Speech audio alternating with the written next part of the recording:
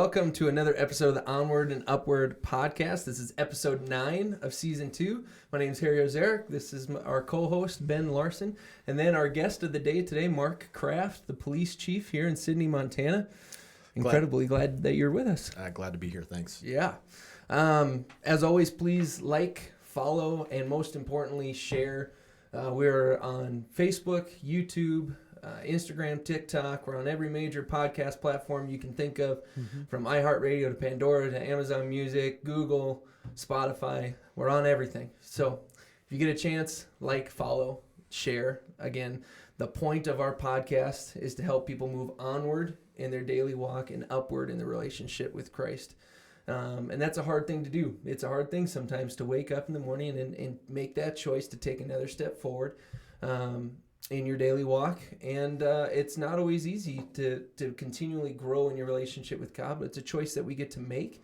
And we can't do it alone, right? We need to do it together as the body of Christ. And so excited to have another opportunity to share something encouraging, to hear from our police chief, to tackle some current events, as well as have a little bit of fun, right? Not too much fun, but a little bit of fun. And so you always have to have some. Yeah. So that's how we're going to start this morning.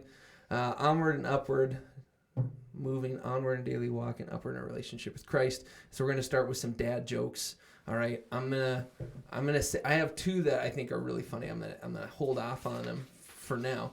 But I printed off some so you guys can just choose what you want.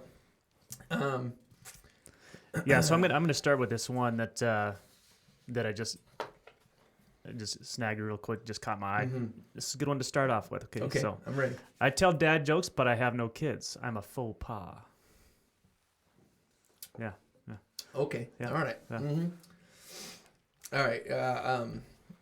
What do sprinters eat before a race? Nothing. They fast. I know, that was a bad one. I read that and immediately was like, oh, that's so cheesy. It's killing me. I said this one a different time, but what concert costs just 45 cents? 50 Cent featuring Nickelback. Right? It's like, killing me. Yeah.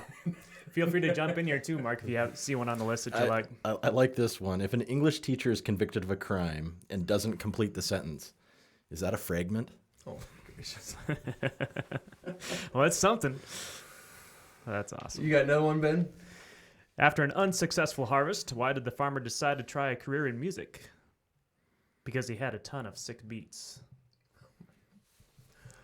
Yeah. All I think about is Dave Riedel right now. Yeah, exactly. Yeah, Dave Riedel ends up watching this. Yeah, there's going to be a lot of farmers in the area rolling their eyes right now, which is apropos. All right, a drummer had twin girls. You want to know what their names were? And a 1 and a 2. Oh, goodness gracious.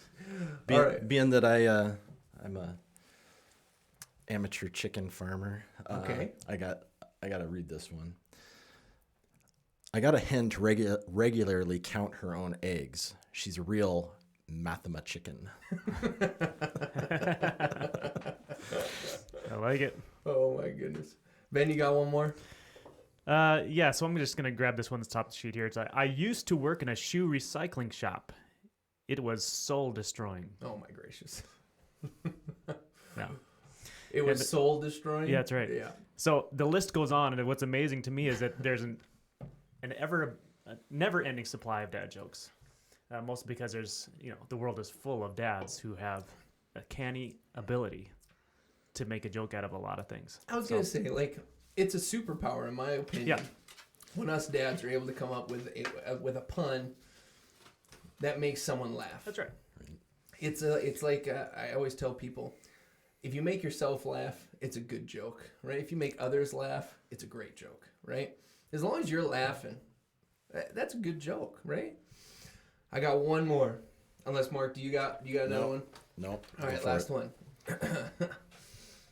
Do not touch must be a terrifying sign to read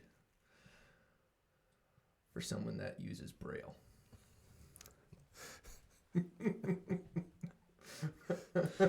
an oxymoron. I mean, think about that, Yeah, right? You reach Do it not up. touch.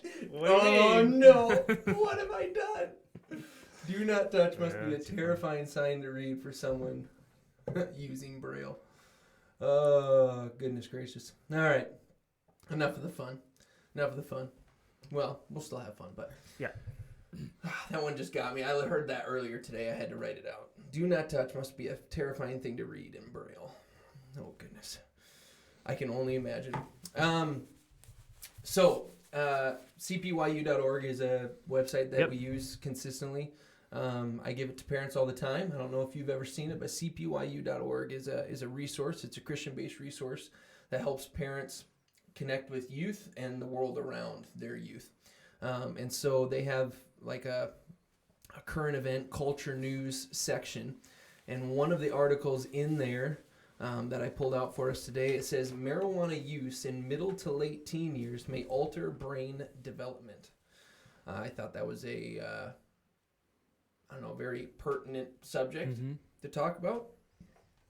Marijuana being used by a lot of our teens here in this community, and something that I think a lot of it gets this reputation that it's a harmless drug. It really doesn't really hurt anybody. Yeah, you probably shouldn't use it, but it's who's it hurting, right? And well, it's illegal for underage, right? It is legal, right. I think, up to half an ounce now in Montana. Correct. For those 18 and up. Yes. Yeah. But obviously those under 18, it's illegal, just like alcohol is illegal under 21 and all that stuff. But I thought this article was interesting as it speaks directly to not just it being illegal, but the harmful effects it can have. Because again, the tone I hear a lot of times from our teenagers and things like that is, well, I mean, is it really that big of a deal? Is marijuana that big of a deal? And well, yeah, it is. But this is an interesting article that looks at brain development. So the study included 799 participants who had brain scans at age 14 and again at 19. Researchers found that those who started using marijuana tended to have increased thinning in the cerebral cortex, the area of the brain responsible for language, thought, and perception. The more marijuana teens used, the more significant the thinning. The regions of the brain most affected were those associated with working memory, inhibition, attention, and emotional regulation. Now think about that, right? If those four things that just listed there at the end, my working memory, my inhibition, my attention, and emotional regulation aren't able to function at a high level, how am I going to function? Like, that was my first thought. Like, okay, so remove those things or lessen them in myself. I struggle in those four areas consistently over and over again. Like, life is going to be tough. Right. How do you mature into a successful adult when those factors that are so important in taking, adjusting from adolescence to adulthood and then successful adulthood, Totally. when you take those away? It's a scary equation. Yeah, and one of the researchers says, by the age of 19, teens who used marijuana showed signs of being unable to stay focused without distraction. And, that's bad enough if you're in maybe a 1940s or 1950s type of culture and society. But we have a society that we live in today that is got all kinds of distractions all the time. In fact, distractions are at our fingertips. Distractions are everywhere. And there's a lot of different things vying for our attention. And so to have that kind of an environment to live in and then not be able to really stay focused, no wonder we have issues finding good employees in some of our highly focused job careers. Now, having said that, we had talked about, the ability to focus and assimilate a lot of information at the same time. One of the things we talked about in a past podcast was gaming. And there, at one time the thought process was there's nothing good that can come out of online gaming or just gaming in general. But one of the things that they did find is that, young men and women that had spent a lot of time gaming and got really good at it, their decision-making skills and perception and ability to assimilate that information and correctly identify things was improved. Yep. So that's something that our culture has right now that's helping some of our youth in an unintended balance. way, Yeah. right? It wasn't intended to be that way, but it is helping a little bit. But you saddle a youth that's got that with a bunch of marijuana use, and I think that my guess was that would cancel out a lot of that focus ability. It would turn it the exact opposite. Right. Yeah, like it was an interesting article how when kids who played video games with balance of being outside and sports and being active and things like that, they did see a marketed increase in ability to focus, to problem solve, and things like that. And so that was a really interesting article. But the article preached over and over again balance. Right. Kids that spent hours and hours on end each day doing it, they saw an inverse effect that actually ended up hurting them in the end. Yeah, there's a burnout of the brain and you know, the ability to keep things balanced. But you know, obviously, you're in a line of work. Let's just look at, you know, the people that you hire that are on your team, right? Sure. Being able to walk into a situation that's chaotic and be able to focus on the right things is a super important skill. Absolutely. Decision making is, I mean, that is the bread and butter of what policing is to be able to walk into that chaos with limited information, assess a situation, and make some decisions to bring that chaos down or start to restore order. Yeah. And so decision making is huge. Not only just rapid decision making, but the ability to, and I guess the maturity, to make appropriate decision making, common sense. Keep your cool. I mean, that's. I wish I could put this on my my job descriptions. You know, minimum requirements. You know, age 18, U.S. citizen, driver's license, common sense. You know, Right. So, yeah, those are big deals. So this was in some ways a launching point, you know, the marijuana topic. Obviously, this is talking about, you know, potentially medium-term, long-term effects of use of it. Yeah. But in your line of work here, obviously, there's drugs that go through here a lot. There's a lot of people that are consuming drugs and partaking in drugs at varying levels of dependency. And I know that it's one of the major things that you guys are dealing with as a department, Correct. I'm assuming. And part of that, obviously, we can talk about alcohol if we have time later on, or maybe that would be another topic for another day. But that's an obvious challenge for you guys is dealing with people that have consumed too much alcohol. But talk a little bit if you can. I know you certainly can't bring up details, but any interactions that you can point to, whether it's yourself or anybody else in your department related to marijuana use that would be helpful for us to know about. What you guys deal with, you know, how do you approach somebody that's obviously way off in way too influenced by marijuana in the case of, you know, any kind of breaking of law incident. I think with the legalization of recreational marijuana, the permissiveness towards marijuana use that has kind of permeated our culture, I think and again, I'm narrowing this down specifically to marijuana use. I think the single most important negative factor in a public safety setting really would be impaired driving. It absolutely alters your ability to perceive time, distance, speed. Your reaction times are different. It is correct, and I've heard this argument before, that you know, it does not affect you like alcohol. You do not become drunk on marijuana. That certainly may be true. I don't argue that, but it does have significant impact on those skills, abilities, perceptions that are necessary to safely operate, you know, a vehicle or any sort of equipment. And because everybody drives, we're a culture of cars and moving and traveling, and then you add marijuana to the equation, it's a recipe for you know, some real problems. And that's where we as a department, you know, we obviously we don't make the laws. We have our own personal opinions about laws and you know, whether something gets legalized or not, but that gets put aside when the legislators make their decision and change a law. Our job is then to react and try to anticipate problems, that may come from that. Yeah.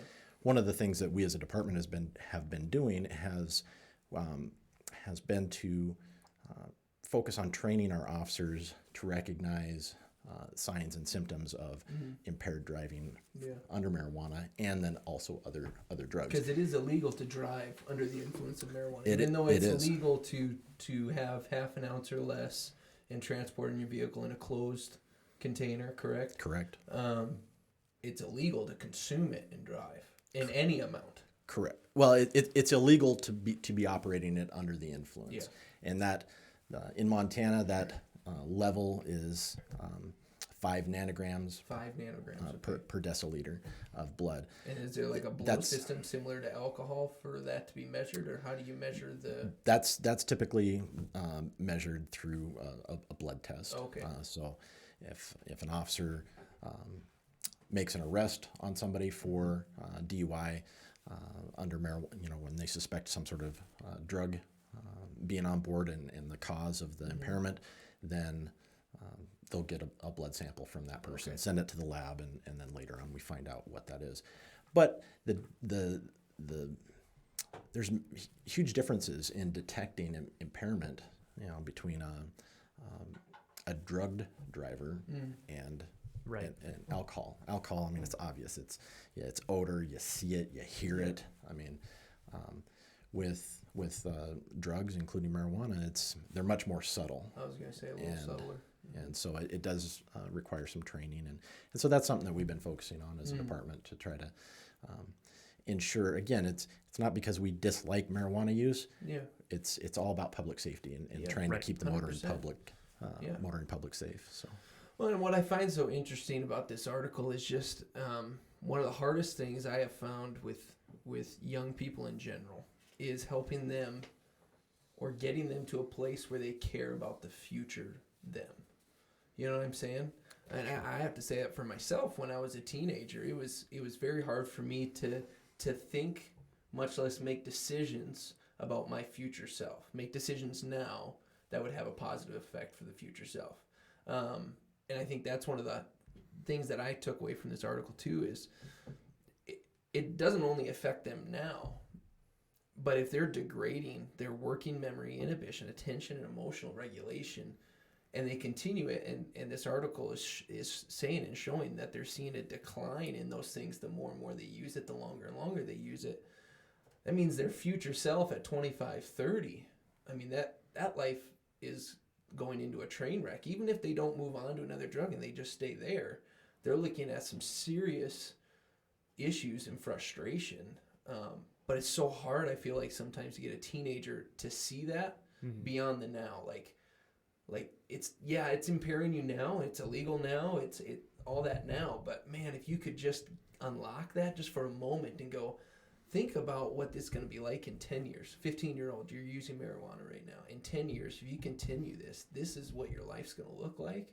And for a kid to like actually grasp what that looks like and all these opportunities they're going to miss because of their inability to have emotional regulation. I mean, just that. If I didn't have emotional regulation, man, I struggle to have any relationship ever with anyone that's healthy. But so easily, right? They get into these relationships, they blow up. Well, it's because of these factors. This person said this or this did this. No. And really what it comes down to is they've been smoking weed. And I've heard it's been cropping, and that's why I brought it up at the beginning. It's been cropping up more and more. I keep hearing this. Yeah. Me smoking weed is not the issue, right? It's like, it's a drug. It's clearly impairing your ability, but it's not just impairing you now. It's weakening your cognitive ability. And the more and more you do it, it's weakening it for your future self. Just like a moral sin, right?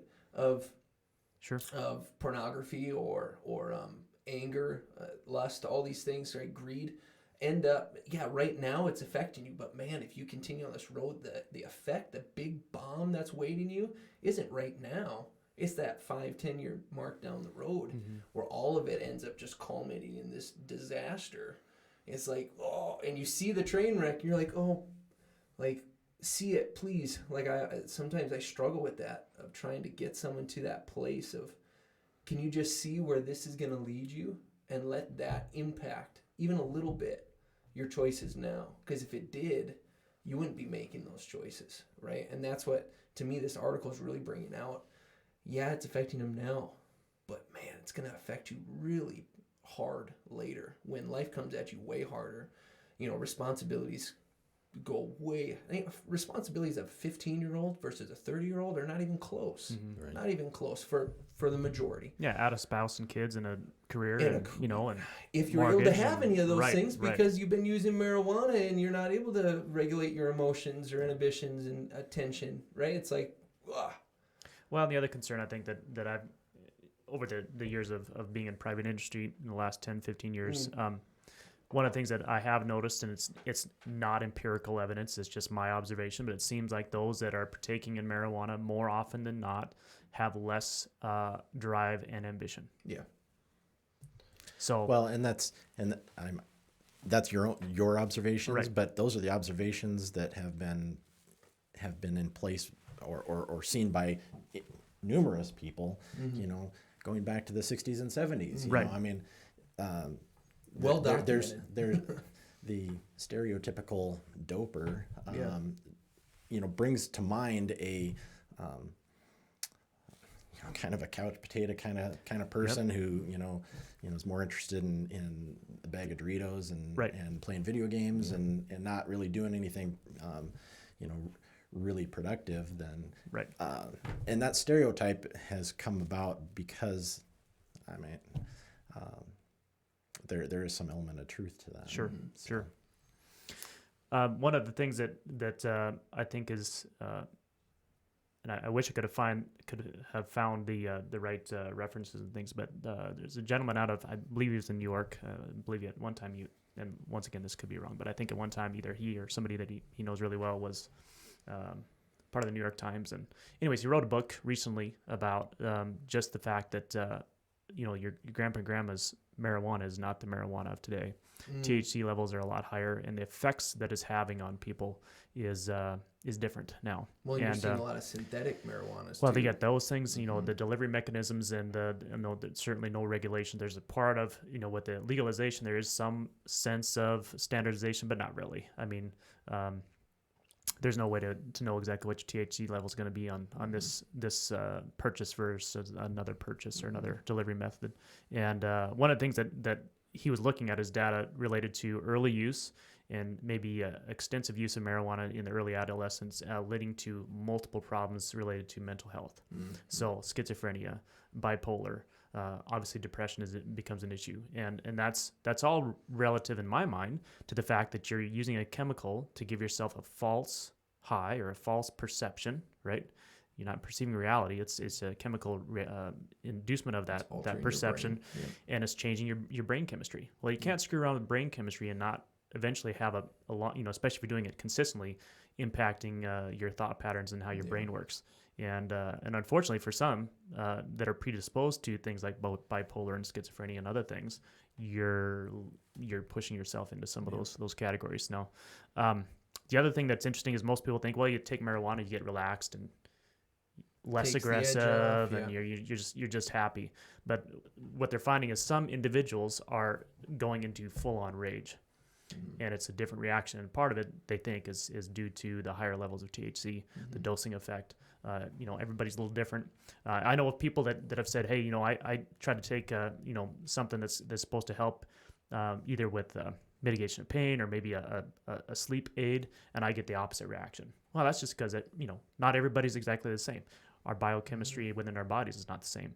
And so to think that we're not going to start seeing some things in our society related to marijuana use increase because of our permissibility of it. You know, we're being more permissive on it, and that's what the citizens voted on. So you know, it is what it is. But gentlemen like you are having to face the consequences of that on a day-to-day basis, and I know that is not always easy. It's not always something that you can put in a nice, easy response box either. Every situation is different. So I would be curious to know, you mentioned earlier that, you know, identifying an inebriated person that's had too much alcohol is different than marijuana, or I don't know how much of fentanyl or some of these other drugs that you're seeing over here, the prescription abuse, those kind of things. I'm hoping not very much. Sounds like in the Midwest, it's a real big problem. People dying of fentanyl abuse quite a bit, but Opioids and things, yeah. opioids. But how do you train your guys to be able to pick up the differences? Well, there's a number of trainings that we go to. There's one in particular, again, relating to impaired driving. It's called E09, Advanced Roadside Impaired Driver Enforcement. That's one of our go-to courses, usually for our officers that have about 1.5 years, 2 years of experience. Obviously, when we get a new officer, they can't run. They need to crawl and then walk, and become more proficient and experienced. And so we don't throw some of these more advanced courses at them right away. But by 1.5 years, 2 years on, they're mastering some of the skills that they need to starting out, and then some of these more detailed and subtle matters they can start doing. So A-Ride's a big one, and it just there's going to be again, because this is, I mean, it's ubiquitous through society. They're encountering it daily in their interactions with people. It may not lead to an arrest, or it may not be in a driving situation like I was talking about. It just may be any other number of police matters. Sure. But all right, I had a conversation with that person. They may have told me that they were, had smoked marijuana earlier, and then they had this problem, and we're here talking with them, and I saw these kind of clues. So a lot of it is just experience. Normal observations. Right. Yeah. So I'm going to segue a little bit over to this is the other, I guess, interesting event, interesting things going on. I was choose a particular blog that I like to read, and caught this this title. It says "The Unlivable City." So I thought it would be interesting to bring up some things that are going on in other municipalities across our nation that fortunately in City, Montana, we don't have to necessarily deal with. But I do want to talk a little bit, use this as a launching pad to talk about how you as chief of police, as well as just your entire department, views your job in Sydney. So with that, let me just jump right into this. And we're not necessarily beating up on California, but it seems like it's an easy target these days. So people are fleeing California in general, and San Francisco in particular, in droves. As to San Francisco, the fundamental problem is lawlessness, which means not just violent crime, which the city has in abundance, but a breakdown in the fundamental norms of civilization that make urban living possible. The main problem is that San Francisco's far-left city administration has decided not to prosecute theft. The result, naturally, is an epidemic of theft. Thus, Target, for example, is now closing its San Francisco stores at 6 p.m. Target told KPIX5 the decision to adjust its store hours in San Francisco was related to theft, with a spokesperson confirming, for more than a month, we've been experiencing a significant and alarming rise in theft and security incidents at our San Francisco stores, similar to reports from other retailers in the area. And all because the DA won't prosecute. Well, yeah, I think the overall the political leadership of that city has decided that even though a police department might respond to a theft and make an arrest, they're not going to prosecute them, and they just let them go. Which, it doesn't take very long for a police department to realize, well, I'm going through the work of arresting somebody and putting myself at risk in the interaction and the confrontation of somebody this arrest that's engaging in theft, and yet 3 hours later they're back on the street and seem to be not being prosecuted. The beauty of Sydney, Montana, and large parts, I really should say that the vast majority of the United States is very supportive of police in general. The fact that you guys are there to keep us safe and address threats as they come up, and I think for the most part you're going to get solid support in Sydney from just about everybody. police departments make mistakes, individuals make mistakes, but that's everybody. And Absolutely. so the vast majority of police interactions across this country are solid and good, Yep. and I would even say are necessary for a civilized society. So obviously, cities like San Francisco are taking one tack. They're just not enforcing certain laws. Obviously, there's consequences to that for those that are living in those cities.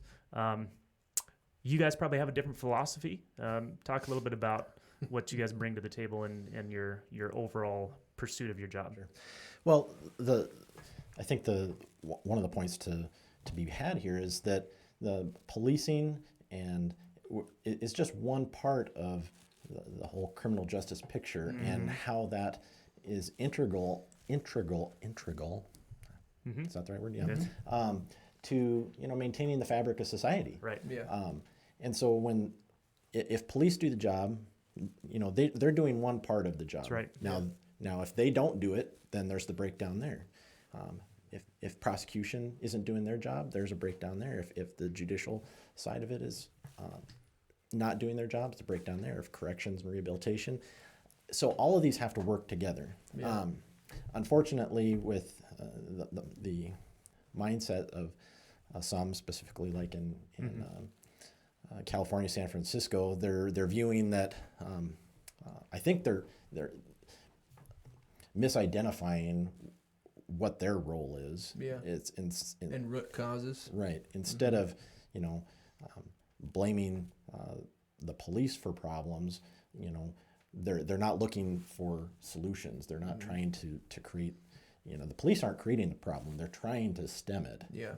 And I think you have prosecutors that are looking at the police like, no, the police are the problem. They're picking on these poor people who are suffering from mental illness or have drug addiction or or in dire poverty. Sure. Those all may be factors to why somebody does something, and certainly you want to try to address those root causes.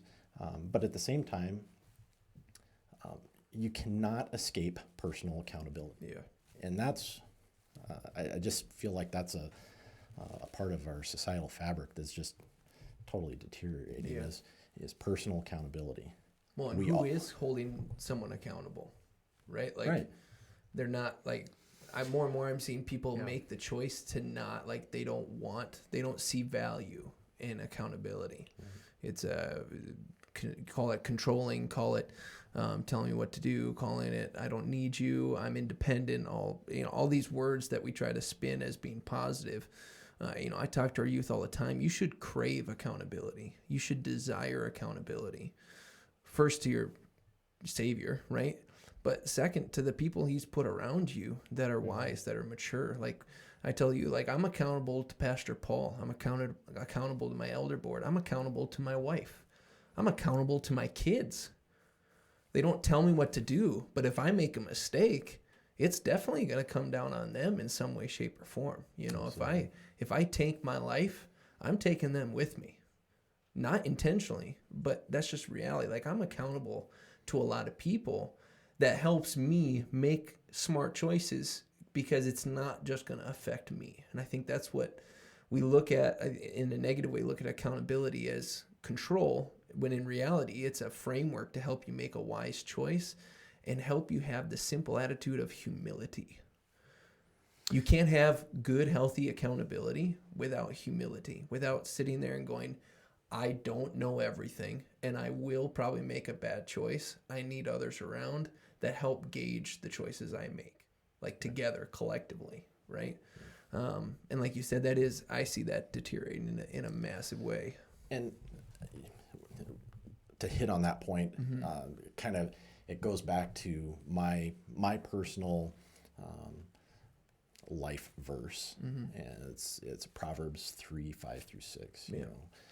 Trust in the Lord with all thine heart, and lean not unto thine own understanding. Yeah. Acknowledge him and in all thy ways, and he'll direct your paths. That's we the humility, however you want to call it, lack of self-importance, whatever you want to call it, that's huge. And I think in our society where it's lights, camera, action, Right. everybody can be a star. Yep. Everybody, no offense, everybody can have a podcast. Yeah, Yep. right. Yep. Yep. Social media is at our fingertips. Yeah. We can broadcast, live stream, Yeah. anything and everything to get everybody. attention I and think notoriety. absolutely. I think it gives people this false sense that, of self-importance. Yeah, yeah. It's all about me. Exactly. Yeah. Well, and I think we've as a society, I think we've put too much value, or at least we've fed into the perception that there's value in being famous. Right. And what good is it being famous if your marriage is falling apart, or you don't have a good relationship with your kids, or you don't have good friends? Just because you're known by a lot of people in in the most shallowest possible way, doesn't mean that that's more valuable than giving yourself over to the work that God has for you to do, and being known by Him. Number one. Number two, being known very, very well by those that you are living with on a daily, weekly basis. It's not fair to me to be unkind and damaging towards Harry in our relationship as friends, even if I'm being famous because of some other activity I'm doing. There's more value, there's more importance on our normal everyday relationships than being famous. Yeah. You got that hat right behind you there. It says famous enough. I have a shirt that says the same thing, and I love wearing it, whether the hat or the shirt, because it always gets someone looking at me like their first thought is saying, so you're saying you're famous? It's like, no. If I'm known by my Creator, it's all the fame I need. Yeah. And I say that I identified with that hat. The company's Art of Homage. They're a Christian group that makes apparel that just is really good. This is one of them. I create for the glory of God alone, right? They're a great company. And I saw that, I identified with that right away, because that's part of my testimonies. I struggled with pride a lot growing up, and being seen, being heard, not being ignored. I always hated being alone, all those kind of things, right? And so I identify with this a lot, because it's a simple truth. If God knows me, if I'm in a relationship with Him and He knows me to my most inner being, my deepest fiber, He knows me. Shouldn't that be enough? Do I need Ben to know me more than my Savior knows me, right? So that word, famous enough, right? Being known by God, that's all the notoriety I need. And after that, it's all gravy, man. It's all gravy. It's just that whatever notoriety you get, and it's just fruit that from your labor, from your service, and things like that. Not something to be chased or attain, right? But it can be a really hard thing when you start getting that recognition. You start getting that.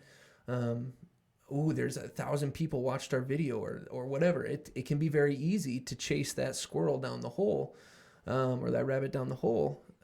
Because who doesn't like being liked? Sure. We all like being liked, right? But again, at what level is that? Right. The motivation. What are you chasing? Is it are you deep chasing love, or self? Right. Mm-hmm. Or are you chasing dying to self? Right. And that's a very unpopular thing, but one that, like you were saying, has a far greater outcome on society and your personal life. Like, simply put, your own personal life is going to benefit hugely when we die to ourselves, when we seek to serve, we seek to love and have compassion. But from a broader perspective, as you were touching on it, it's going to help our society really heal and grow when we are humble, when we die to self. We aren't putting ourselves first. We're putting those around us first. It doesn't mean we're ignoring ourselves. We had a earlier podcast that we talked about that, right? It's not about ignoring self, right? It's about where's the priority. And if I'm putting myself at the front line every single time, then guess what? Yeah, you might be caring about yourself, but you're going to be alone doing it, because you won't have everyone around you, because you'll have ignored them and pushed them away. And you won't have any of that accountability that we all desperately need. Mm-hmm. We need the body of Christ around us, the fellow Christians carrying us when we can't carry ourselves. John Stumbo, the president of the Christian Missionary Alliance, said at one point at a life conference, like 6 years ago now, he said, it's okay to lean on someone else's faith when you're too weary to lean on your own, right? And that idea of like that's a beautiful picture of the body, because there's going to be times where my faith wanes, where I'm tired, I'm weary, I'm stricken, my wife died or kid died, or you know what I'm saying, like just at the lowest of lows. That's why God has the body of Christ. That's why he designed it that way, is so that others can come alongside you and say, you know he loves you, and we're going to love you like he loves you to the best of our ability, right? Yeah. And that encouragement is the, I think it's the reason why corporate worship is part of God's word.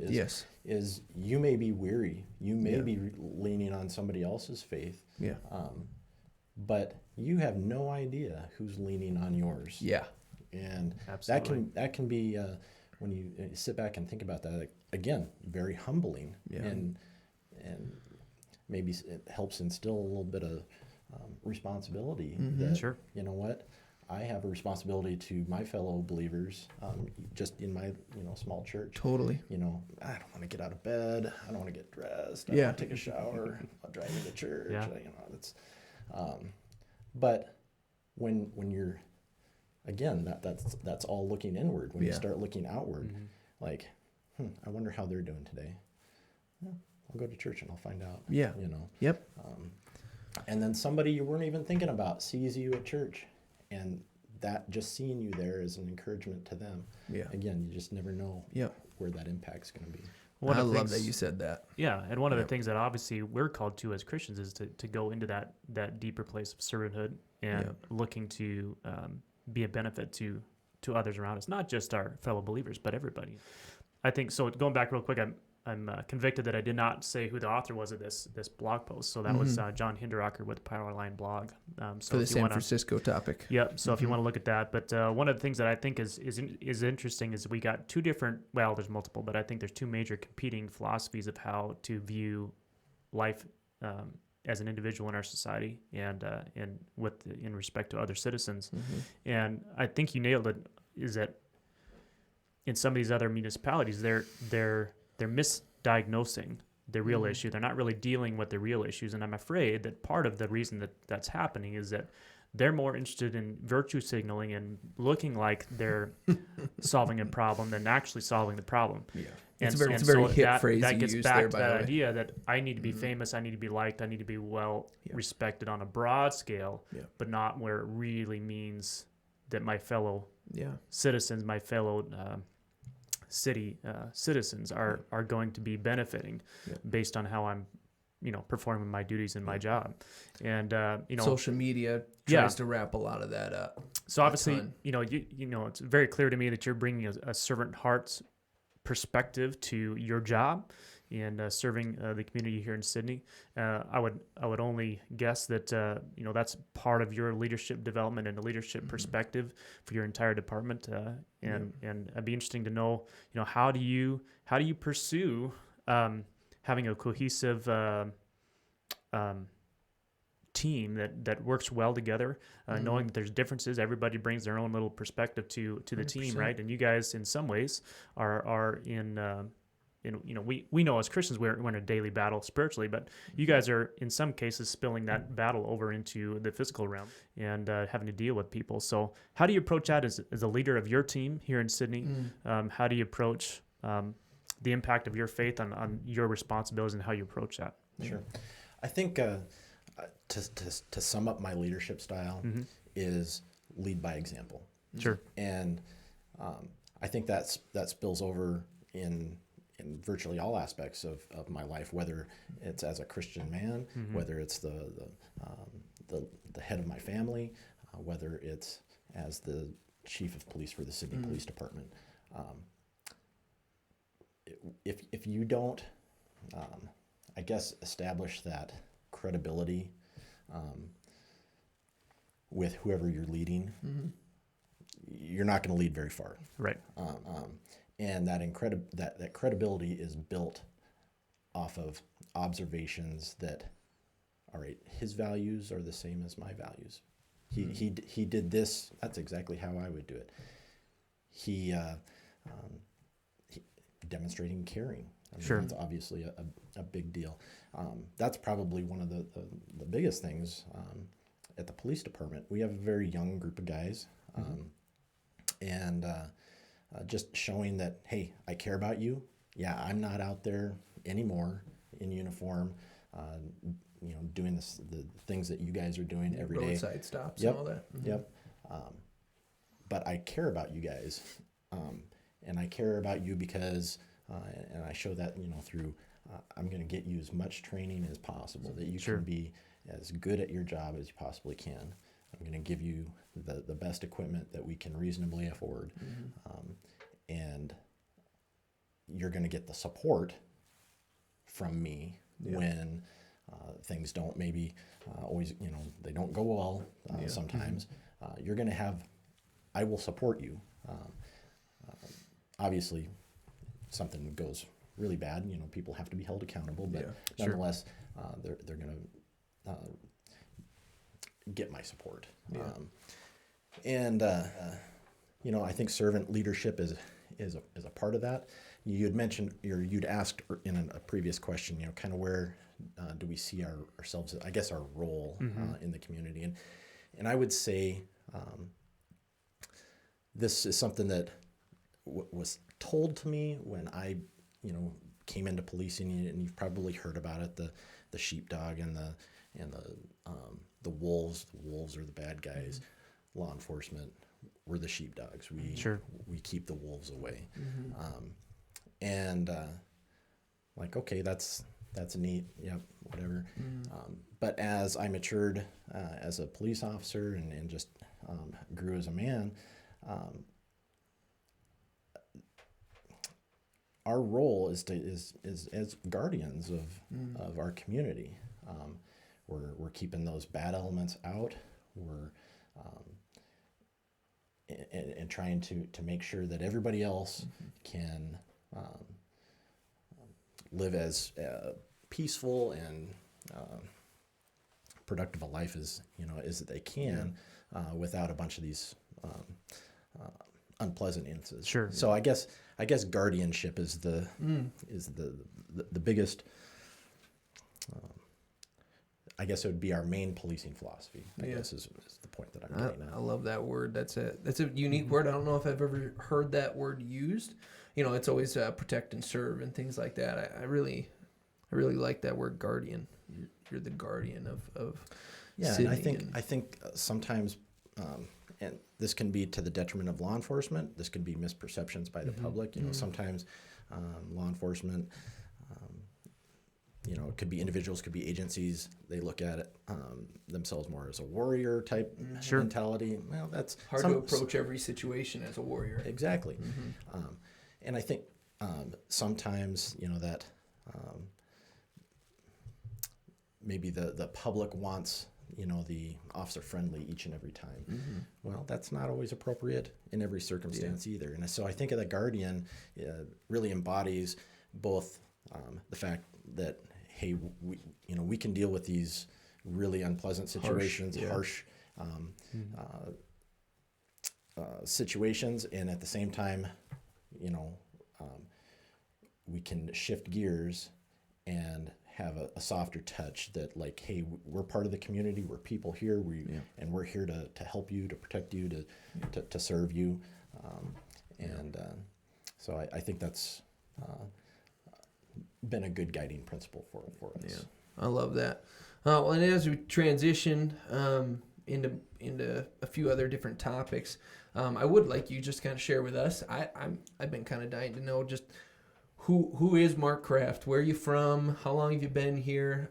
I'd love to hear in short kind of how did you come to faith in Christ? How did that share that journey a little bit, as well as when you recognized Him as your Savior and surrendered your life to Him.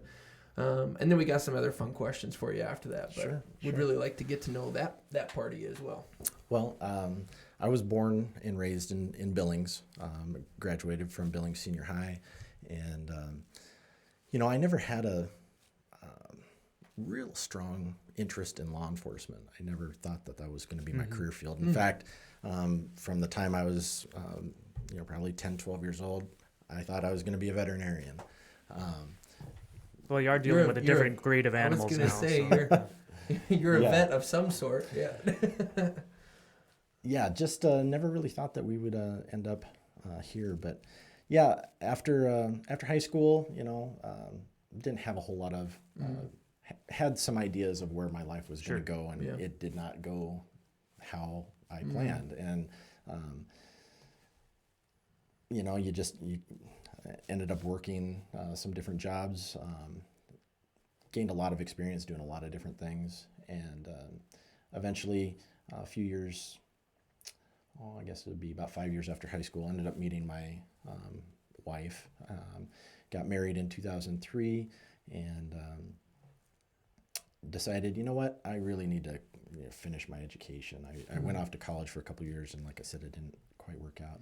And ended up getting pursued that veterinary dream, and ended up getting a degree from MSU Billings in biology and chemistry, and but life, throws Life happens. Yep. curveballs at you, and we ended up getting pregnant with our first child, and just some life circumstances were such that, another 4 years of higher education and massive student debt Right. did not sound terribly appealing, and so kind of shifted gears. My wife had worked as a clerk for the Billings Police Department while I was going to school, and she's like, well, what about law enforcement?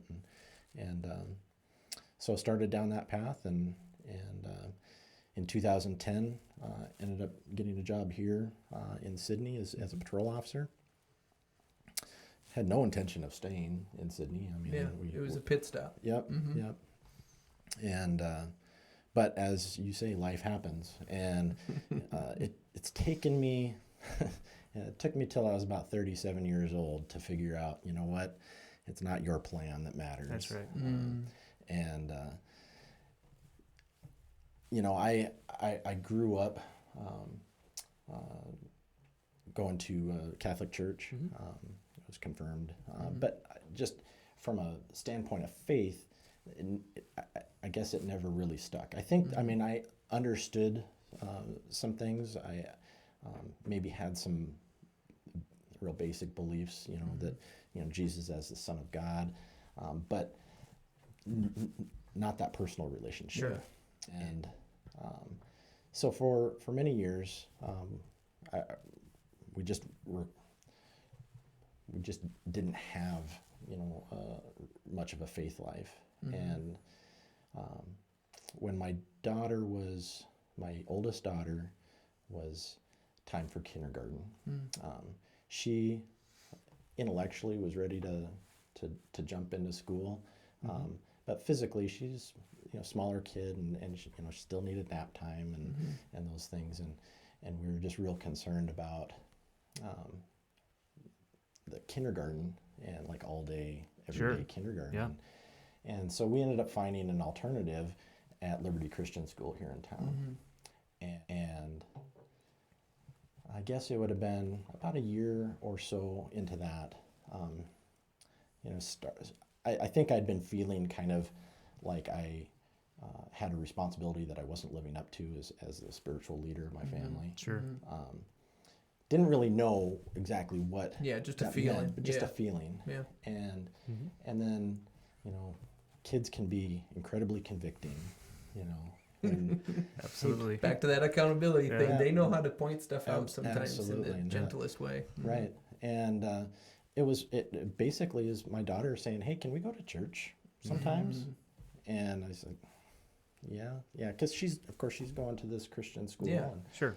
And starting to get those influences, and thank God that she did, and started going to church service a couple times, and boy, I guess I was just at a point in my life that I was ready to hear the message, and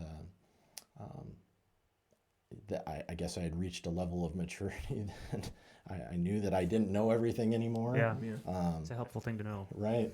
And I think one or two messages, Pastor Backus, I go to Bible Baptist Church, Sure. Pastor Backus at the Mike. end gives the, an invitation, you know, if you were to die today, do you know where you would spend eternity? Do you know? And I answered, no, I don't. I really don't. Do you want to know? Yeah, I do. Yeah. And it's such a simple equation Yeah. to receive salvation. It's not easy to live up to it. Yep. That's Again, the the hard heart of the work. podcast, onward and upward. That is such a hard thing that we want to encourage everyone for. But Absolutely. And you know, I heard the message a couple times. Ended up meeting with Mike one-on-one, and kind of told him this is, you know, what I'm going through right now, and you know, made a profession of faith, and he's been just a tremendous mentor to me. We do a one-on-one Bible study now. We're going on like 5 years now doing that on Tuesday nights, which is just great, and just shows the faithfulness of his ministry. Sure. He Yeah. had, you know, willing to put that time in to just, you know, one person. yeah. And you know, it came at again, it comes back to God's plan. You don't know all of God's plan. That's right. Don't ever think that you're going to know all of God's plan. Just know that He has a plan. He is always good, and you can place your life in His hands, and it's in good hands. Good hands. And about a year after, you know, coming to know Christ and surrendering my life to Him, my wife was diagnosed with breast cancer. 36 years old. Young. And you know, that turned our life upside down. And the thing is that her and I, you know, she's cancer free now, and That's good. you know, but went through chemotherapy and surgery and radiation and more surgeries, and it was just a very long, arduous process. But we both, her and I, look at that as, we don't necessarily look at it as a bad time in our life. I think it really steeled our, you know, Resolve. our resolve, our faith. We truly did put our lives in God's hands, and just how God worked through our life. It was so apparent, you know, His handiwork, that it almost made it easier then, you know, to surrender yet more. And so that really, you know, God knew that I was going to need Him, and during that time, and He came into my life at the, you know, at just the right time, and you know, now it's just a matter of, as you're saying, onward and upward. You know, that's the hard work that we It's a challenge. mortal men have to deal with until you know, we're called to heaven. So That's right. Wow. Thank you for sharing that. That's, I personally, I'm like a testimony junkie in some ways. I love hearing people's faith stories of how they came to that place of full surrender to Him, and saying, my life is yours. Take it. Do what you will. I'm with you all the way. And that's such a hard. It is. It's such a charged choice. It's one choice. It's one step, but it's such a big, powerful step that sometimes people kind of shy away from that. Right? I've had multiple different people that that all sounds really good. I'm just not willing to give up all this. Right. And it's just I love hearing those stories like you were just sharing, where you're at this place going, I'm giving up all this for you. Here we go. And just God's plan is the way He works, and how He came alongside you, and then this hard trial, very hard trial, and you guys depending on Him. Such a beautiful testimony. Thank you so much for sharing that. That's my pleasure. man.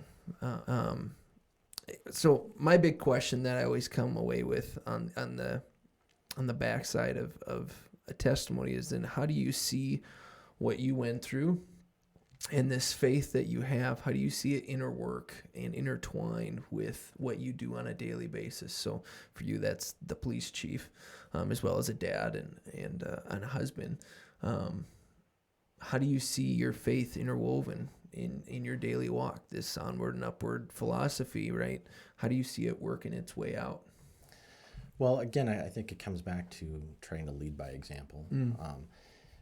You know, you can I think there's going to be a significant difference between a person who's doesn't have that relationship with God, maybe a good person, Sure. doesn't break the law, is a good person, and they can lead by example. But I think there's some real intangible qualities that come from a person with a strong faith life in a leadership position. And I guess I think maybe it's credibility. I don't know what exactly it is. Maybe it's authenticity, I think.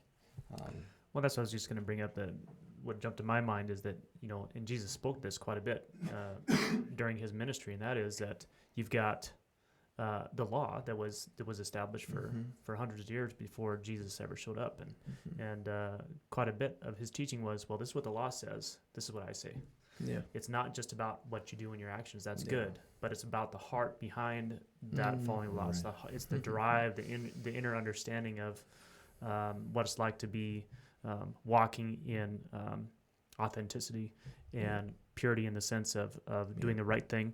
And obviously in your line of work, I'm sure, just adhering to the law is good, but if you can have a department full of police officers that are truly submitted to the best of the best that they can do from a internal perspective, meaning they're going to keep themselves as pure as possible. They're not going to be trying to skirt the issues, maybe illegal, but they're doing something you're getting away with something that's illegal, but still is scratching an itch that doesn't need to be scratched, right? So I think that overall perspective of virtue coming out of you in your decision making, whether there's a law there for it or not, you're being virtuous is certainly got to be a good thing in your line of work.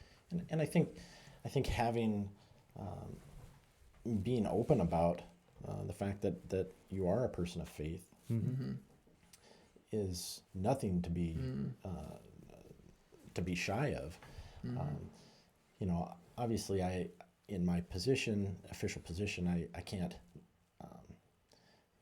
proselytize or whatnot. Yep. But I can certainly make it known that, this is my faith. These are the things that I believe in. I believe in one true God, and Jesus is the Son of God, and came to earth in man form and died for our sins. They can know that those are the things that I believe. Yeah. I don't have to speak it very often, if at all.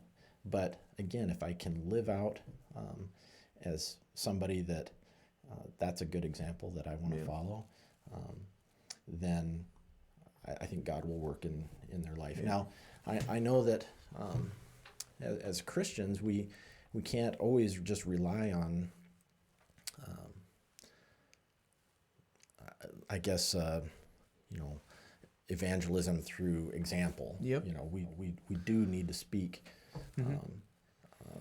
the truth of the gospel to people. In my line of work, it's, I have to be a little careful on that. But when... Yeah, I mean, you're in a position of legal authority, which brings a different dynamic to that in your official capacity, and when you're doing things that are, as the chief of police, I'm sure that wisdom would dictate that you say things and do things a certain way.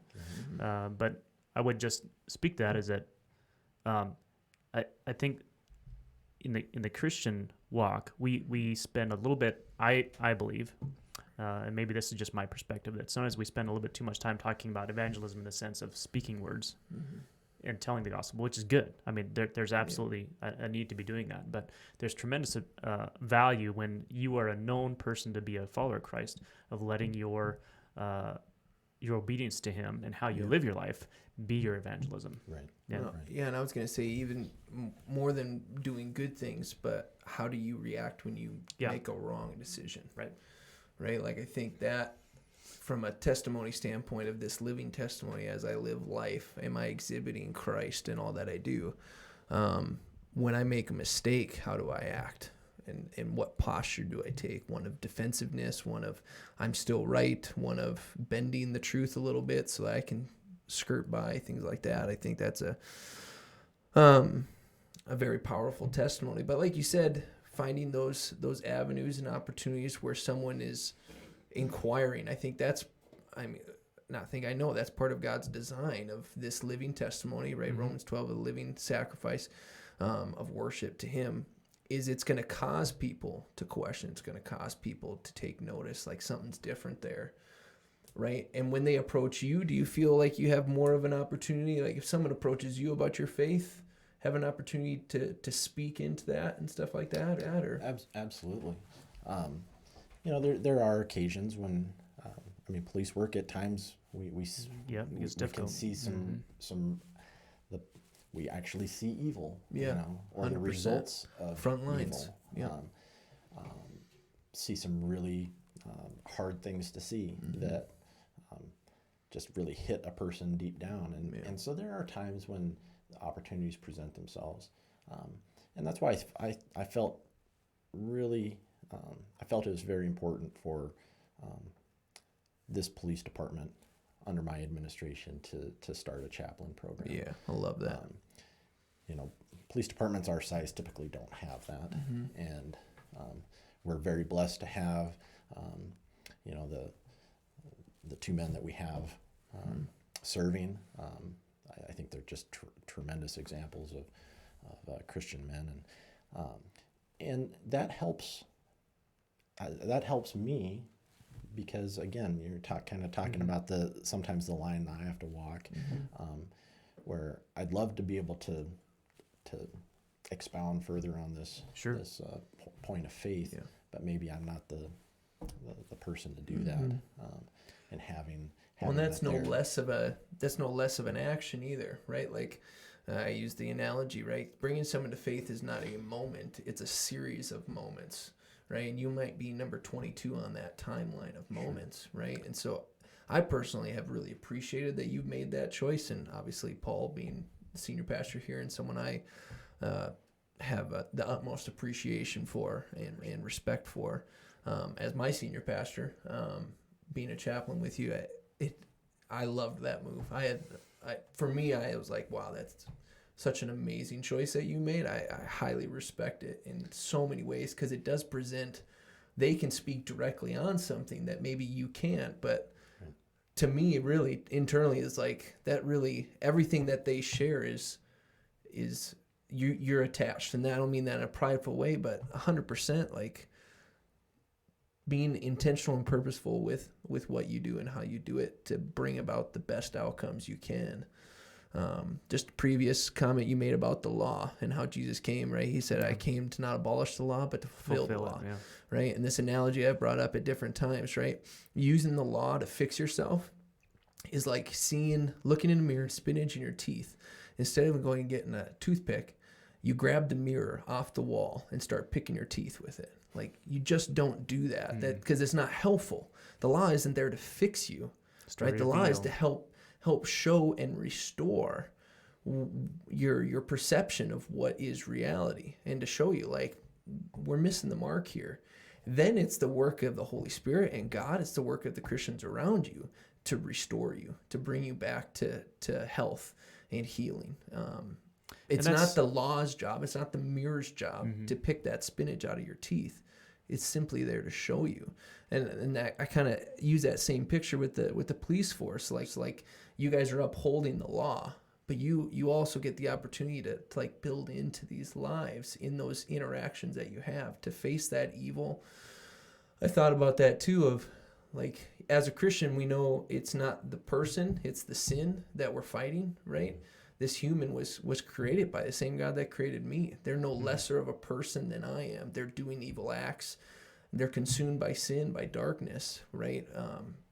But that's got to be such a hard thing at times. You know, being a pastor, I deal with a lot of people and a lot of different things, a lot of different issues. I'm typically not on what I would call the front lines as far as like urgent care, like this situation happened and I'm a first responder.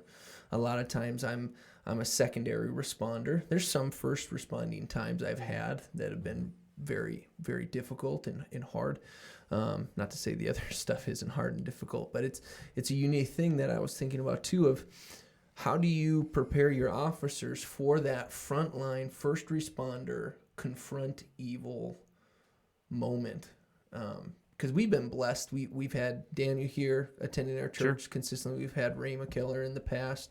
Zach Sommerfeld, who's with the state troopers, attends here. We just had the immense pleasure of having multiple different law enforcement individuals and more. I'm sure that I'm forgetting.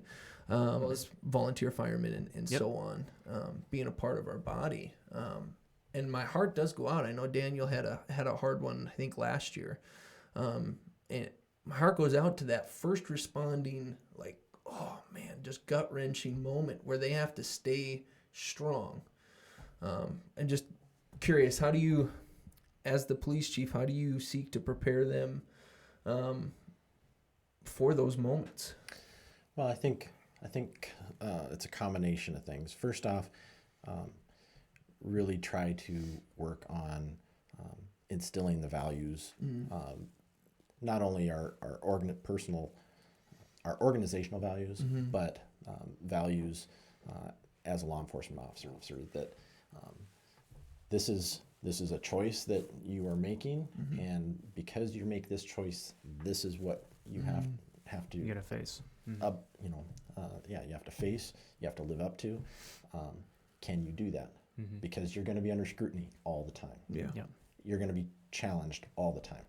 Can you handle it? And combine that with training, actual police training, whether it's firearms, defensive tactics, driving, ethics, constitutional law, any of those things. But can any of that really prepare you?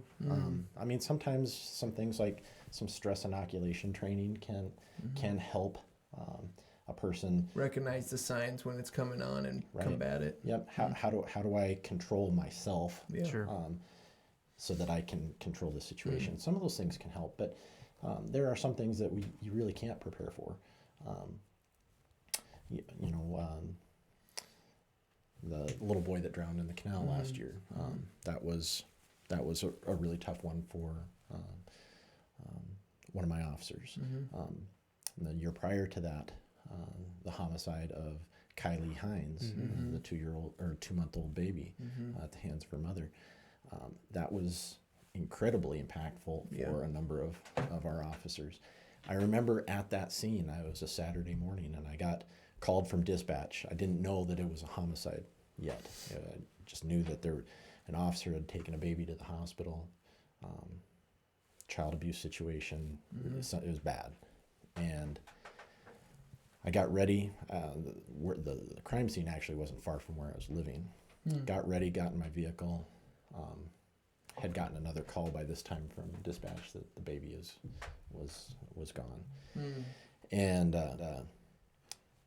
I knew that my officers were back at the scene. And I drove up to them and I told them, this is now a homicide. I said, boys, this is as real as it gets. I need you guys to give me your A game. Can you do that? I know this is tough. I know this is, but we have got to do this right. Swallow hard and step up to the plate. Can you do it? And I got confident looks from them and affirmations that, yep, we can do this. And was there fallout emotionally that took a long time for people to process and deal with afterwards? Yeah. But I'm very proud of how those officers, responded in that moment. And can you prepare them? You do the best you can with the tools that you have, but you never know what's coming down the road next. So well, one of the things that obviously your actions of adding a couple of chaplains is something that you're doing. It's maybe not proactive in the sense of preparing officers, but it is making it well known to them that there's a resource available to help them in processing difficult situations. So in some sense, I would hope that would give them a little bit more confidence in knowing that, hey, this is going to be difficult, but I don't have to face this and the subsequent fallout from this 100%. By myself. Right. And that's got to be somewhat reassuring to the young officers that are on your on your staff. That's a great point. I think both as men and then even more as police officers, we we're want to give off that I'm strong, I'm tough, I can handle this, and we don't talk about things. We don't need to talk about our feelings. We just I think having the chaplains and going through that process, we brought in counselors, sure. and made it clear that it is not anything to be ashamed of, to need to talk about your feelings and to process something horrific like this. It does not make you less of a man, less of a police officer. I would argue it actually makes you a more effective police officer because Absolutely. the next interaction that you have, you don't have a whole bunch of baggage. You're coming to do it with still what I would hope would be a balanced and good, but in some ways experienced perspective into the next interaction, because we know what's coming, and that's an unfortunate part of our society and in the fallen world is your job is never done. Right. Yeah. Absolutely. Yeah, and to surround yourself with the right resources, and that's what I see you talking about and doing, and love that, just as Ben was saying, like part of the proactiveness isn't just being ready to confront the situation, but also having people ready for when a bad situation happens and they've got now someone to go talk to, like Paul or Mike as chaplains. Just being on the front lines, experience is sometimes the greatest teacher, but experience can also be one of the greatest evils, one of the hardest things to process and conquer. And so having that, back to that accountability, having humility, like what's the first step? Admitting that I have an issue or a problem, or right? I mean, that's it. I make no joke of it. It is one of the hardest things in life is to say I'm wrong, or I need help, or I have this issue I'm dealing with. And it doesn't make you wrong having an issue. It's just simply you've got an issue, right? That understandable in so many cases. But so many times we try to grit our teeth and say we can handle it and get through it, and then it ends up having this huge tsunami effect through the rest of our life. So the other thing that I'm hoping is going to happen, and maybe it's already happening, is this idea that you've got policemen on staff that are facing difficult things that they've got to help process, but it's not like that's the only potential avenue where they can be thrown into a stressful / devastating situation. We all have things that happen in our daily walk, in our daily lives. Personal life. Lose somebody we love, or those things pop up, and things can be difficult. And police officers are no different. Off duty, things happen, and so my hope is that them working through things that are difficult in work has given them an appreciation for the importance of working through those things that happen in their private life as well, to keep them centered, keep them less distracted with a more solid family life and home life is only going to allow them to do their job better. Right. Absolutely. Yeah. So speaking of that, one of the things that's on the list of what we were wanting to talk about is just the impact of COVID, the craziness that's happened in the last over almost a year exhausted now. about talking about Yeah, it. so we don't we necessarily gotta ask it. It's obviously changed a little bit about how you guys interact. I know that I had an interaction when I was still in my different job in Fairview with one of the gentlemen that was on the police force there. He did a great job, but I was running a cleaner really, really late at night, and of course they do a good job of checking in on late night activities in some of their areas in town. So kudos to them. I think they were doing good police work, but noticed he'd pulled up and he was wondering what the heck's going on. And so I had an interaction with him. I wanted to shake his hand. Of course, they're right in the middle of the summer, last summer, COVID stuff. And he said, no, I can't shake your hand. And he had a mask on. So I think he had a mask on. But anyways, that interaction was different. Are we past that now? How are you approaching the interaction with the public? And is there anything that is maybe something that you guys learned in your department going forward that is a value that came out of COVID? Right. As far as I'm concerned, our operating procedures are pretty much back to normal. That's good. And the guys are very appreciative of that. I was gonna say, huzzah! Yeah, exactly. Yeah, we, of course, COVID. We didn't really know what we were, dealing with early on, and so, there's, the lockdown was in place. Of course, we all, worked through that. Sure. I was fortunate enough. I'm not going to pat myself on the back because I don't think I had any sort of forethought, but I at least recognize, like, you know what? I think people are starting to buy masks, and I think people are buying gloves and, you know, sanitizer. And so I was fortunate enough to get out there and get some of those equipment purchased before they got all used up. Right. And so we had some of those supplies in place, and then we set some operating procedures to minimize impacts. And I think it went off fairly smoothly. Interesting, looking at our numbers for 2020, and it was the highest, the single highest year of reported offenses to the police department, which that's including, you know, that's crazy, the oil boom. So fewer arrests. Obviously, we're taking less people to jail. Yeah. Fewer total calls because the guys weren't making as many discretionary traffic stops and stuff just to try to minimize contacts. But I think everybody being home now, you know,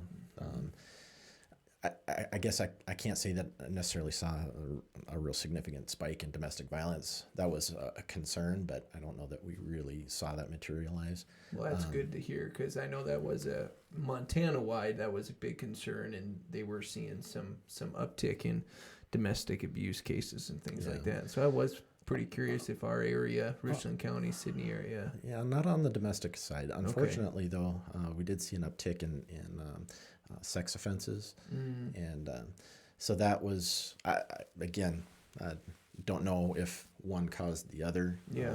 But we did see that, and that's a big strain on our department, because those require the experienced staff handling those investigations, and they're very time consuming. And so when you get an uptick in that, it really puts a strain on our investigators, and so that was kind of tough to work through. Those are one of the most scarring situations for anybody involved in it, as well as trying to deal with it can be tough. Yeah. Right.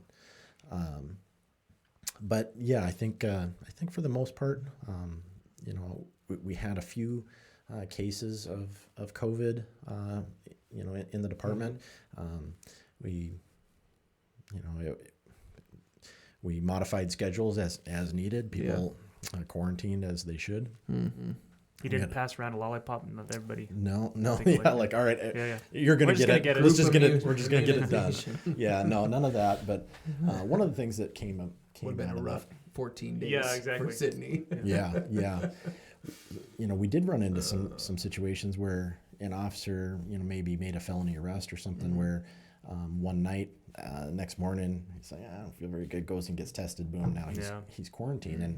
And so now he has this whole investigation that he needs to get written up, reports in and whatnot. And, you know, criminal justice system is not going to wait 2 weeks for him to get out of quarantine. So how does he get access to our records management system to get his reports done? Because I can't write it for him, and other officers can't write it for him. You know, he's got to do that himself. And so, could he do a video deposition?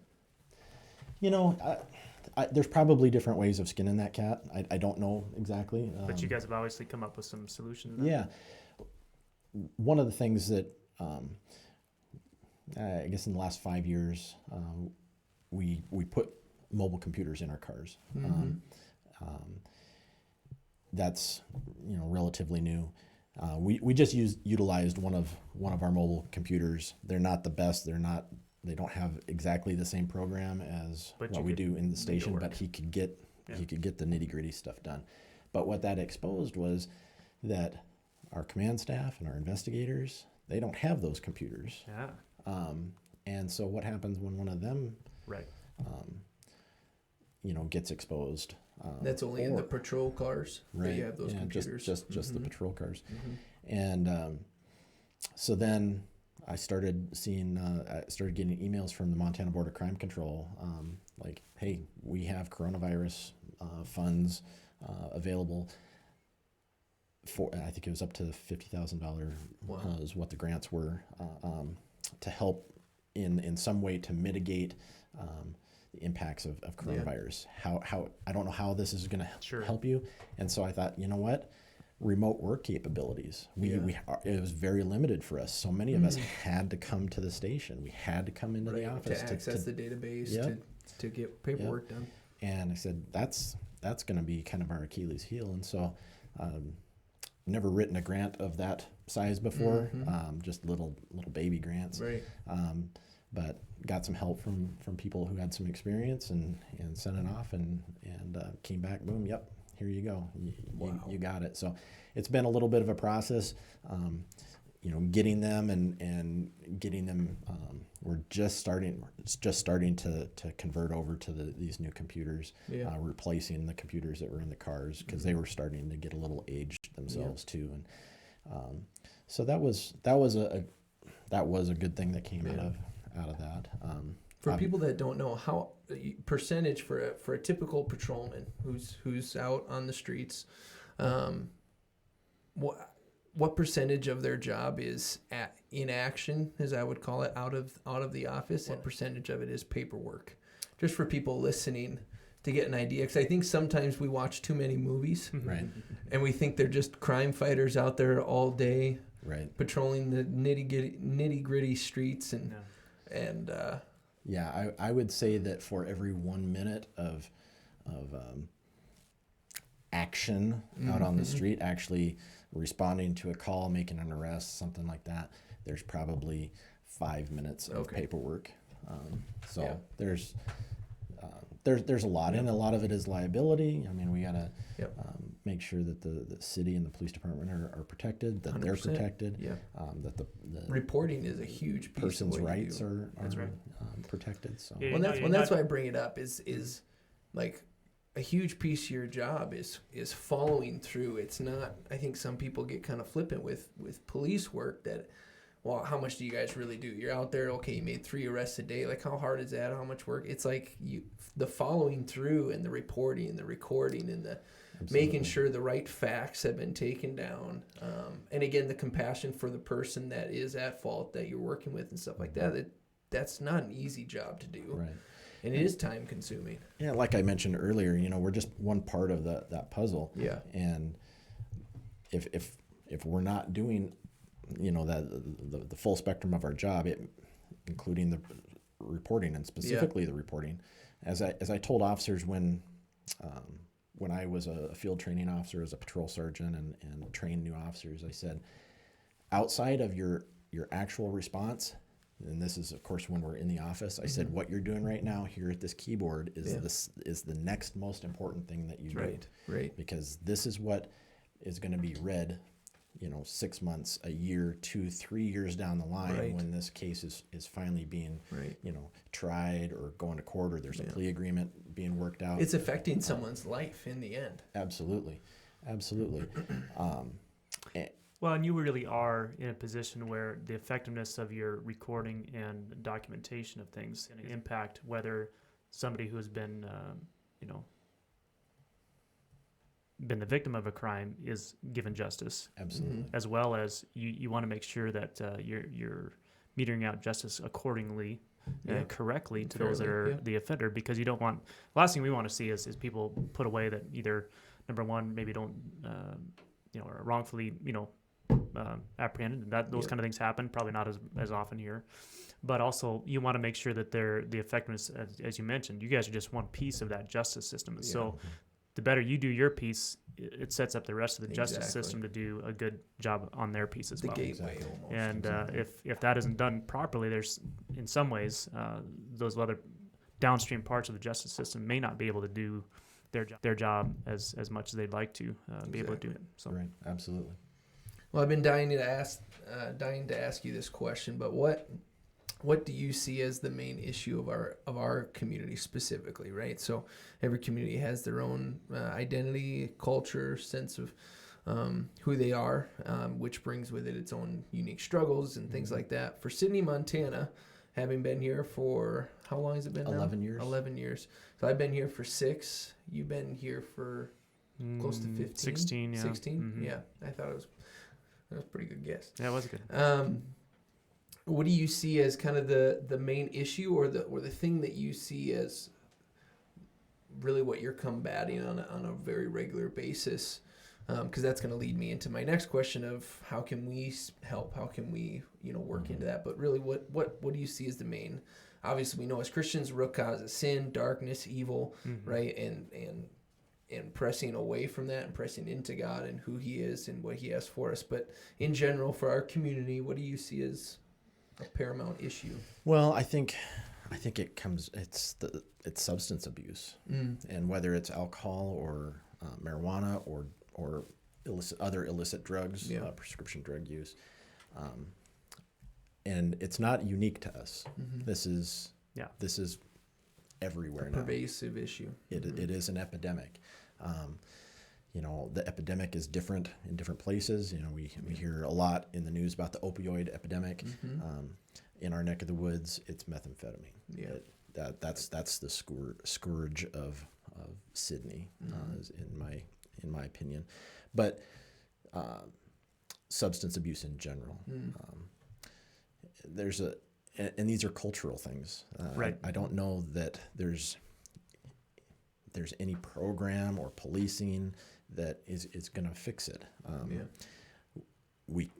We have an obligation to try, because we may save 1 or 2 or 10 people. You never know, but it absolutely is worth the effort to try. Is it fair to say that you guys are somewhat in a position, because that is the main issue? You're really a response team dealing with the consequences of that. Yeah. And there's multiple consequences of that. Obviously, taking an impaired driver off the road might have the straight up consequence, or the positive thing of having that impaired driver not get in a wreck that takes the life of somebody else that is an innocent bystander, right? But that's what I was going to ask too. Is like, just along that, is your job being proactive? I mean, in a lot of ways, just like what you're saying, a lot of your responsibility is reactive. Where do you see the proactive? Is there a piece of the proactive that policing can accomplish, or is that someone else's job really? And that's not passing the buck, right? Sure. That's not, in my mind, that's not negative at all, because like you said, there's different pieces to this puzzle, and everyone has their responsibility and part to play. Where do you see those two? I think I certainly think that there's an element of proactive work that the police can do in response to that, as far as from a prevention standpoint. There's been a number of different programs that have been tried. DARE, I know, I grew up in that DARE era. The evidence is not real encouraging as to the effectiveness of that, but it doesn't mean it wasn't worth a try. Yep. I think probably one of the best ways of being proactive is to ensure that the police department is echoing a consistent message with other government entity health departments. For example, I think we're both involved with our the drug-free DFC. drug-free communities program there, because police isn't, we're not going to fix it ourselves. The prevention specialists, they're not going to fix it themselves. The youth ministries, they're not going to fix it themselves. But if we can have a cohesive message that is echoed, maybe a youth hears something from his youth pastor, and then hears something at school from his health teacher, who also hears something from a police officer giving a presentation to. Like, that was a consistent message across the board. Right. I think that's probably the best that we can do. I don't know. I wish I had better answers. Speak to the value, and maybe there's not a lot in this particular issue, but the value of deterrence and your department's consistency in enforcing the law and making sure that people aren't just walking into a San Francisco store and stealing something. I mean, is there value in deterrence, or is that not really at play here? The law is kind of like there's consequences right? So owning up to the consequence, like you said, part of that, the reason the consequence is there is to go, do you really want to go to jail for 10 years? Mm-hmm. Is what you did really worth this consequence as a way of deterring that? It's a good question. Yeah, I absolutely think deterrence has a part to play. I wish that communities like San Francisco, saw that. Right. That's part of the criminal justice system is finally the punishment is just that, is punishment. Part of it is to serve as a deterrent. Part of it's to punish. Part of it is then to give an opportunity to rehabilitate. But that's really not the police.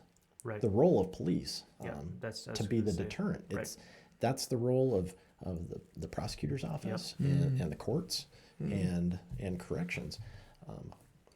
What's important for us is to be consistent in how we apply that. Now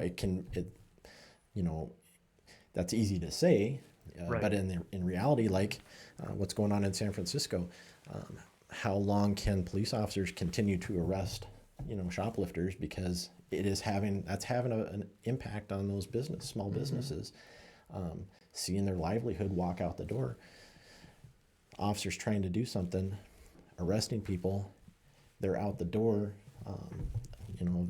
from the jail, within minutes, and then they're never prosecuted again, and then they see that same person reoffending.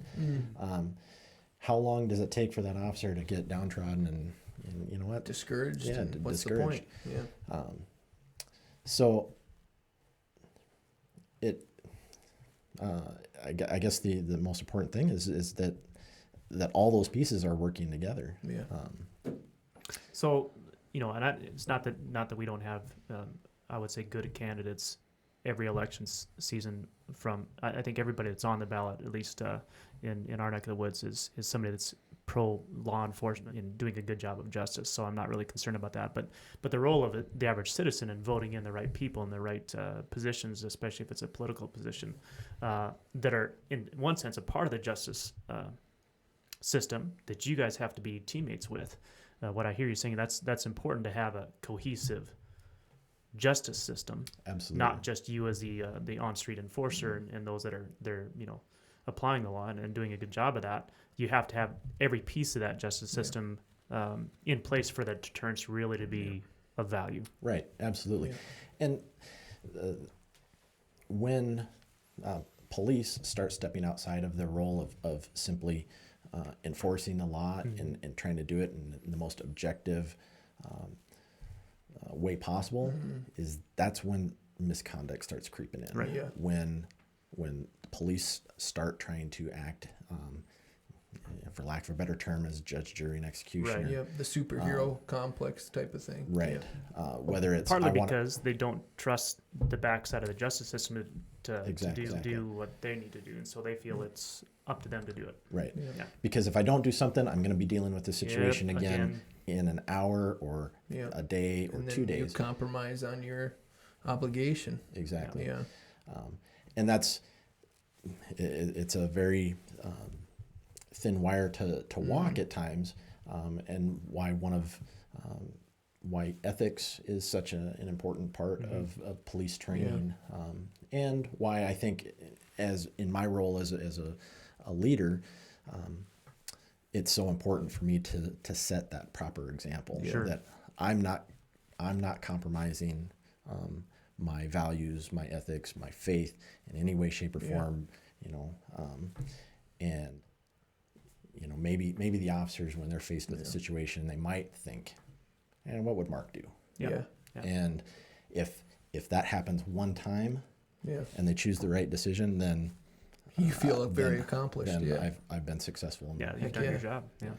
Well, and I think that when it comes down to it, what you're just talking about there, right? Trusting the people that have been entrusted with keeping you safe, and that definitely is, obviously in our country, a highly debated thing. Can we trust police and things like that? And honestly, that was one of my motivations of wanting to bring you on here. Is I know you.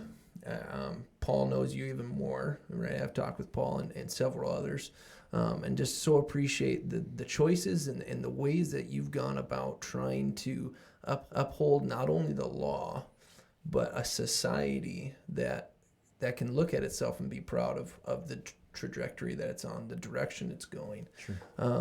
And I'm a really active person, right? So I'm always looking for the answer. Like, okay, so what's my part to play? What's the other side of this equation? The police are on this side of the equation, accomplishing them. And so that's why I appreciated you sharing on kind of what can be done and things like that. Because like you brought up our DFC meeting that's at 4:00 today, right? So in a little bit, like that's a huge thing. I think we have to have a consistent message, like you said, and be willing to say it consistently. So it's a consistent message between the different groups, the different agencies within the society, the community, the culture, but also consistently saying it too. Like if we only say once a year, drugs are bad, don't do drugs, a kid automatically internalizes and goes, well, it must be not that important. Right. Because we never talk about it, right? And not to say that you want to talk about it every single day or something like that, but this idea of like how we live and what we choose today is going to have a massive effect on our future. Yeah. And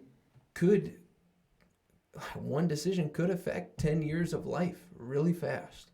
And I've heard several different accounts of you guys being the police, working with teenagers in our community and having that moment of looking at a teen and going, you're at a crossroads, make a choice. I say it to my own kids many times, like when you make a choice, you made my choice, right? You want to go on timeout, or you want to keep playing with your Legos, right? Mm-hmm. Make a choice. What you do right now, it's not my choice anymore, because I need to uphold what God's called me to be as your father, right? And obviously police aren't fathers, but sure. That same idea, like you have been charged with upholding the law, not choosing the law or changing the law, but upholding what the law is. When somebody makes a choice, they've made your choice in a lot of ways. Right. And I think that's important for us as a society to understand is you guys aren't making the choice to come and get somebody. When they break the law, they've made the choice for you in a lot of ways. If you're going to have, like you're saying, if you're going to have integrity as a law enforcement and carry out what your duty that's been charged to you, you have a choice in how to handle it. You have a choice in how to react to it, how to approach it, all those things. But at the base root of it, like my actions, if I speed and a cop pulls me over, it's not the cop's fault that I sped, right? It's right. I sped and I made the choice, which then made that cop's choice. Mm-hmm. If that cop has integrity in doing their job, their choice has been made. They're pulling me over and they're going to either give me a warning and a talking to or a ticket.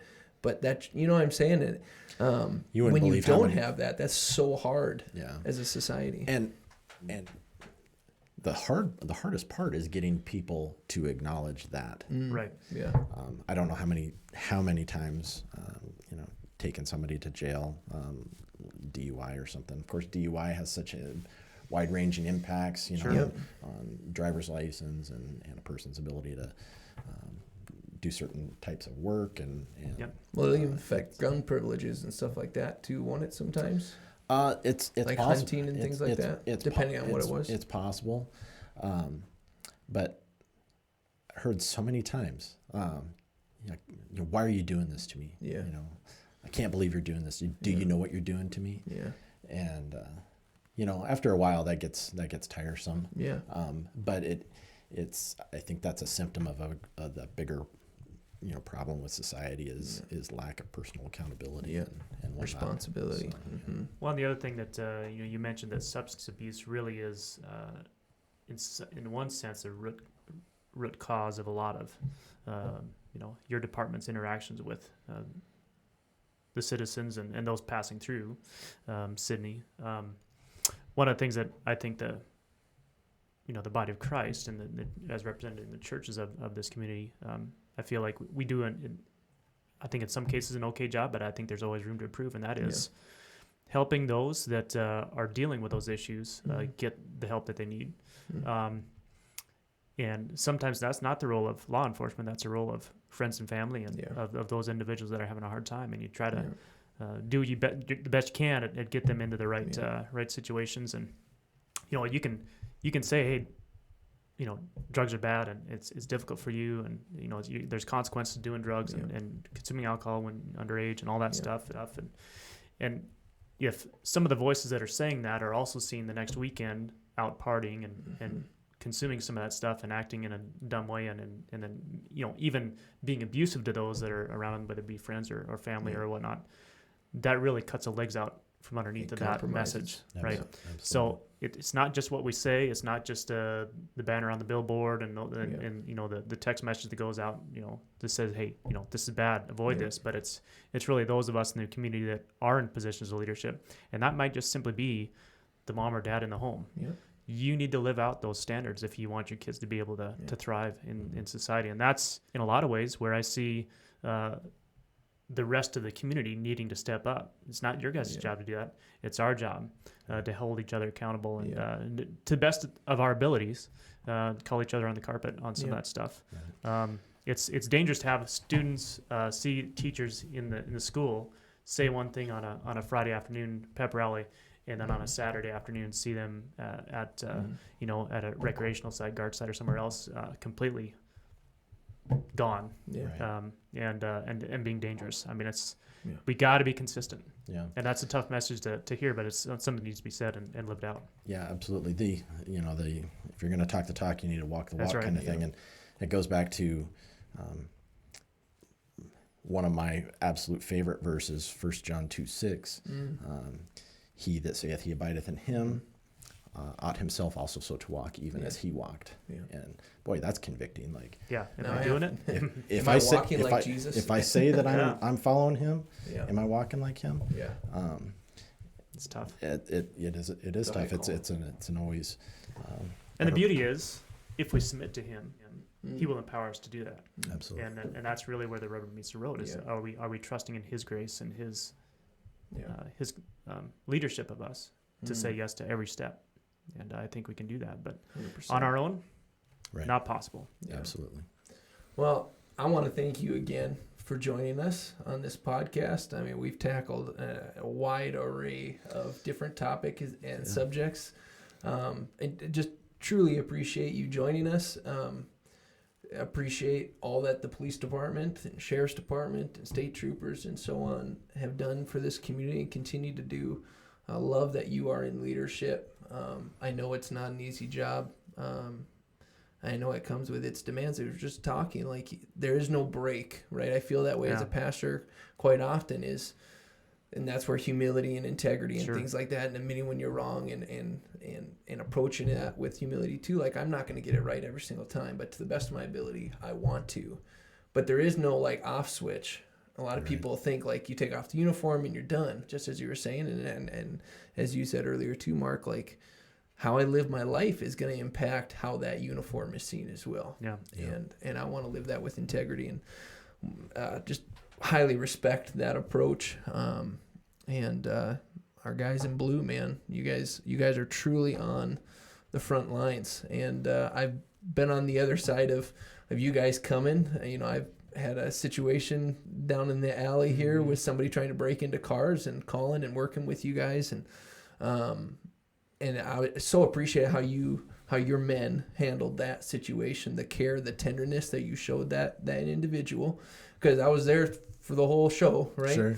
And I was struck by just the compassion your men had for this person who I came to find out was a repeat offender. This was not the first time. It was one of many. And the way your men talked to me and handled the situation with me, and just high integrity. It was obvious, being done with integrity, being done with caring for a person, not just the stupidity that was happening, right? Bad choices. Sure. They were dealing with more than a bad choice. They were dealing with another human being. And man, I can just imagine that can be really tough and wearing, as you said, to be dealing with people that are doing a lot of bad things and lose sight that they're still a person. They still were created, again, as Christians, right? They're still created by the same God that created me. But man, the wearing. So appreciate you. We continually pray for you and your position and your department. Thank you. And the departments that you work with to be our guardians. Man, that word, you just gave me the title for this podcast, right? I was thinking and what am I going to call this podcast when we put it up? And there it is, our guardians, right? Like, that's really a beautiful picture that you painted on that. So thank you.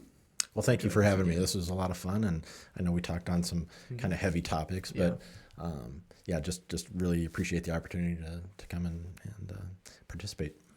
Yeah, and I guess as a longtime member of this community, I want to say thank you to not only you, but your predecessors and really doing the job of guarding the peace of Sydney very well. And so we'll just encourage you guys to keep your head up, keep working hard. Yeah. We're definitely going to be praying, and I would encourage all listeners and those that are viewing this podcast to, spend a little time in prayer, whether it's for, Sydney, Montana, if this is where you live, or if you're in a different community, pray for your police officers, law enforcement, first responders, all of them.